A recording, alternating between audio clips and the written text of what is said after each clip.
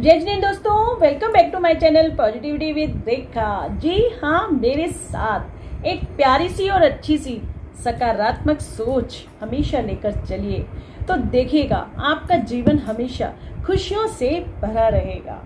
भाई क्या बुराई है अच्छा सोचने में। आज नए दिन की नई शुरुआत पे आप सब बहुत बहुत बहुत अच्छे होंगे। हमेशा ऐसे ही स्वस्थ रहिएगा दोस्तों, मुस्कुराते रहिएगा।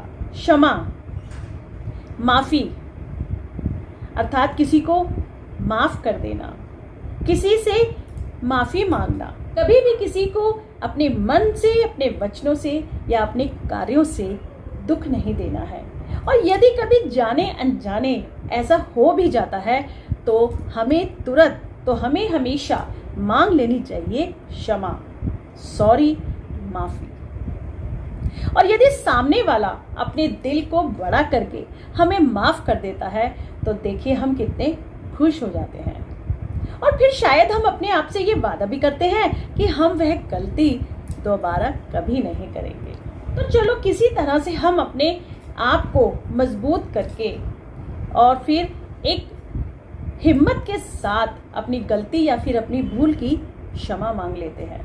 और हमें क्षमा या माफी मिल भी जाती है। क्षमा करने वाले का क्या जी हाँ, जब हमें किसी को क्षमा करना होता है, माफ करना होता है, उसकी गलती या भूल को नजरअंदाज करके उसे खुशियां देनी होती है, तब शायद ये एक बहुत बड़ा टास्क होता है। एक कश्मकश होती है हमारे अंदर कि हम उस व्यक्ति को क्षमा करें या ना करें। कैसे हम अपने दिल को इतना बड़ा कर लें, इतना मजबूत कर लें, इतना बड़प्पन दिखाएं कि फिर उसे माफ करके हमें सुकून मिले, शांति मिले।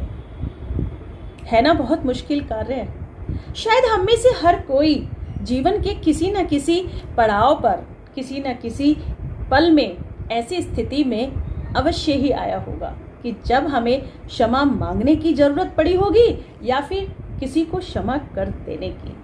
क्षमा देते वक्त, माफी देते वक्त हम शायद यही कामना करते हैं, यही इच्छा करते हैं कि वह व्यक्ति उस भूल या गलती को दोबारा ना करे।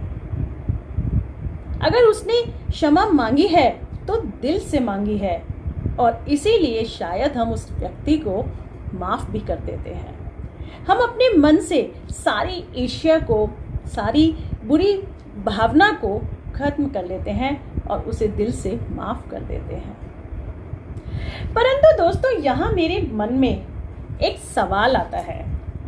हमारी क्षमा करने के बाद भी वही गलती अगर दोबारा होती है, वही भूल अगर फिर से होती है, तो फिर क्या?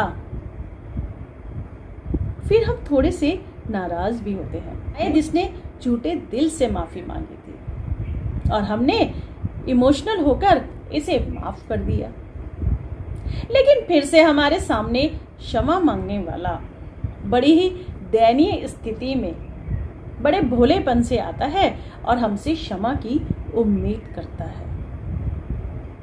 और फिर हम शायद भावनाओं में बह जाते हैं, भावनात्मक होकर माफ कर देते हैं। फिर से एक सवाल आता है, जब वह व्यक्ति उससे भी बड़ी कोई गलती करे, भूल करे, या फिर यूं कह लीजिए कि हमारा अपमान करे, हमारी सेल्फ रिस्पेक्ट को चोट पहुंचाए, हमें बेवकूफ समझे, कमजोर समझे,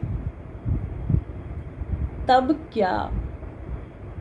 तब मैं आप सबसे पूछना चाहती हूँ, क्या तब भी हम अपने दिल को बड़ा करके, बड़प्पन दिखाकर उस व्यक्ति को क्षमा कर पाएंगे, उसे माफ कर पाएंगे?